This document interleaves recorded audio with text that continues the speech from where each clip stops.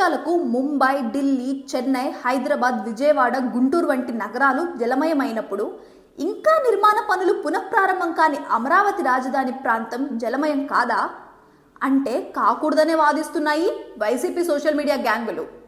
భారీ వర్షాల వలన ప్రజలు ఇబ్బంది పడుతున్నారని, పంటలు నీట మునిగి రైతులు నష్టపోతున్నారనే బాధ వారిలో ఏ కోసానా కనపడదు. అమరావతి నీట మునగాలని, మునగబోతుందనే శాడిస్ట్ సంతోషమే కనిపిస్తుంటుంది.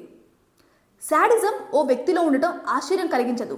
కానీ ఆ పార్టీలో అందరికీ, ఆ పార్టీని అభిమానించే అందరికీ ఈ శాడిజం వ్యాపించడమే చాలా ఆశ్చర్యం కలుగుతుంది. ఎందుకంటే అమరావతి మునిగిపోయిందని చంకలు గుద్దుకుంటున్న వారు కూడా రాష్ట్ర ప్రజలే. కానీ వారికి రాష్ట్రం పట్ల, సాటి ప్రజల పట్ల ఎటువంటి అభిమానం, సానుభూతి లేకపోవడాన్ని ఏమనుకోవాలి? రాష్ట్ర ప్రజలందరూ గర్వించాల్సిన అమరావతిని జగన్ పాడుబెట్టి నాశనం చేస్తున్నప్పుడు ఏ ఒక్కరు ప్రశ్నించలేదు, తప్పు పట్టలేదు.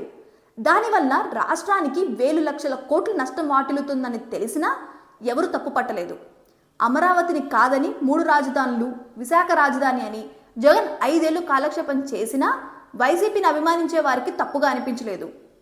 పచ్చటి ఋషికొండని ధ్వంసం చేసి దానిపై 500 కోట్ల రూపాయలతో ప్యాలెస్ నిర్మించుకున్నా ఎవరికి తప్పుగా అనిపించలేదు. రాజధాని లేని రాష్ట్రం అని అందరూ అవహేళన చేస్తున్నా సిగ్గనిపించలేదు.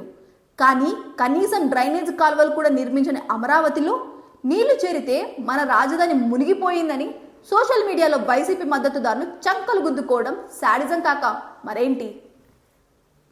అదే గత 5 ఏళ్లలో జగన్ ప్రభుత్వం అమరావతిలో నిర్మాణ పనులు కొనసాగిస్తూ రోడ్లు, డ్రైనేజీలు నిర్మించి ఉంటే అక్కడ ఒక్క చుక్క నీరు నిలబడి ఉండేవా? జగన్ నిర్లక్ష్యం కారణంగా అమరావతిలో పలు భారీ భవనాల పునాదులు గత 5 ఏళ్లుగా నీళ్లలో మునిగి ఉన్నాయి. వాటి దగ్గరకు చేరుకునేందుకు నిపుణుల బృందం బోట్లు వేసుకొని వెళ్లి పరిశీలిస్తున్నప్పుడు వైసీపీకి వంత పడుతున్న ఎవరికి సిగ్గనిపించలేదా? జగన్కి చేతకాని పని అమరావతిని సీఎం చంద్రబాబు నాయుడు ఎలాగూ నిర్మించి చూపుతారు కనుక ఓ 5 ఏళ్లు ఓపిక పడితే చాలు. అప్పుడు భారీ వర్షాలు కురిసినప్పుడు రాజధాని అమరావతిలో ఉండటం ఎంత అద్భుతంగా ఉంటుందో చూడవచ్చు. అప్పుడు జగన్తో సహా వైసీపీ నేతలందరూ అమరావతిలోనే ప్యాలెస్లు కట్టుకున్నా ఆశ్చర్యం లేదు.